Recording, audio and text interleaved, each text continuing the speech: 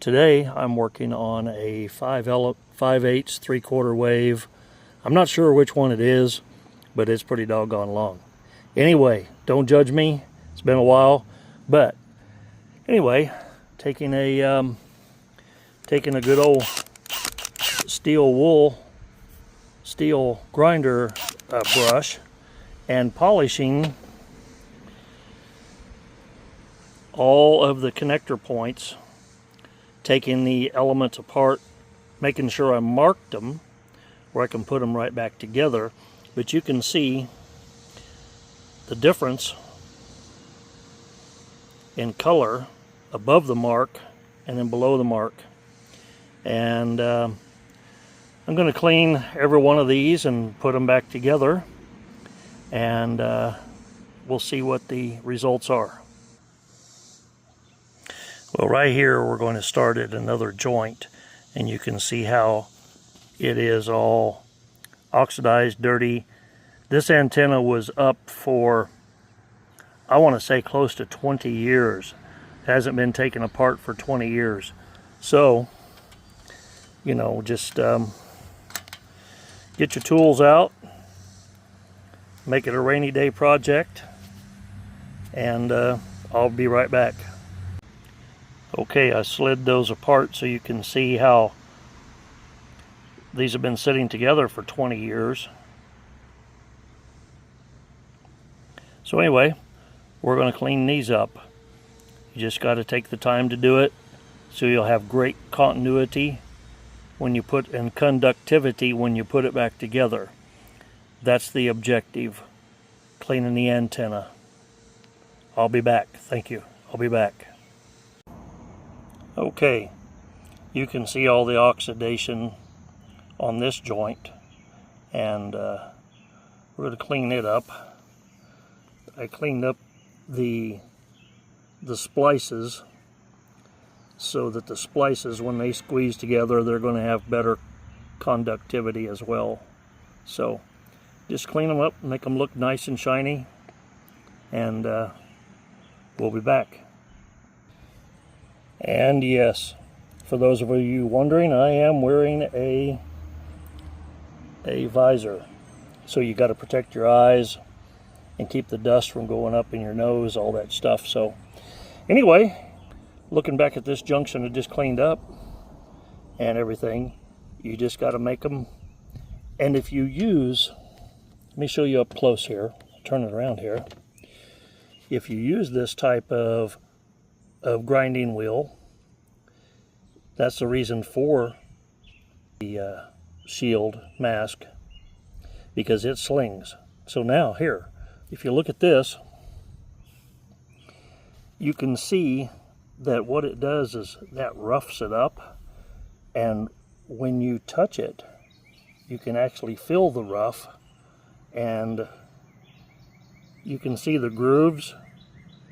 So it's going to have a lot of new conductivity when you put it back together and everything, and it's going to look really good all put together. And then, well, you can see on my fingers the dust and the residue that's flowing off of there. Also, if you want to, you can go the extra mile, and after you put it back together, you can come along and you can shine the whole length of it. Now the radials will be next, and these radials, so just find you a good little workstation on a cool day. Here in Missouri today it's only about 73 degrees, so it's a good day to be outside. All right, I'll be back. Okay, at this junction it starts the stinger, and the stinger, it actually comes down into here. It comes up through this mast to its adjustment, and as you can see, put new hose clamps after cleaning that and put it together. And there's the tip. Now got a new clamp at this junction as well. So yeah, Good conductivity is happening. Stay tuned. We'll be right back. And you know, now what I'm doing is, you can see at this point right here, you can see the oxidation and where I've buffered the masts and started coming down into about right here. So you can actually see just what this little wire brush is doing on the end of my high-speed drill. And I've done all the way from the stinger about halfway down the mast. So the mast stinger is going to be all shiny and new when I'm done. Okay, I'll be back. As I was walking back over here after getting a fresh battery, this last segment here, look at this.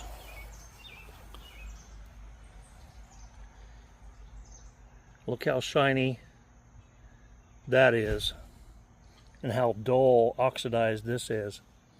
So yeah, just get your little grinding wheel, have you a Sharpie, make sure you mark your joints correctly before you unloosen them at the joints, so that way you can put them back exactly where they were, and a set screw.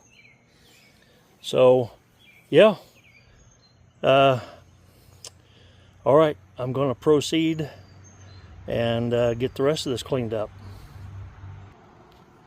Here's a good shot of where I'm starting, like on this last element section, the stinger section. Just start it and then work your way in like 10 or 12 inch segments. And it's just like mowing the yard, but cleaning the aluminum, grinding it down a little bit, making it shiny, so it'll be up there for the next 20 years. I'll be back. Now I'm going to show you the copper coil attachment. Of course, it was copper corroded. I've already cleaned this one side, so it would be the conductivity and the continuity will be clean. And of course, that's going to go back on those two screw holes right there, which is going to be cleaned really good too. So wanted to show you that real quick before I got carried away, because I disconnected the coil to the stinger, and cleaning it too, because copper does oxidize. Okay, there you go. I'll be back. Okay, got the coil contact area all shiny, new bolts, and clamped it down for added security. All right, that looks good. Well, this antenna is really going to talk like it was brand new. By the way, this was a homemade antenna. Like I said in the beginning statements, I don't know if it's a 3/4 or 5/8 wave, but a Marine radio operator and his friends built it. So it was built 20 some years ago. It was flying 70 feet in the air for 20 years. So it's Marine tough. All right, I'll be back.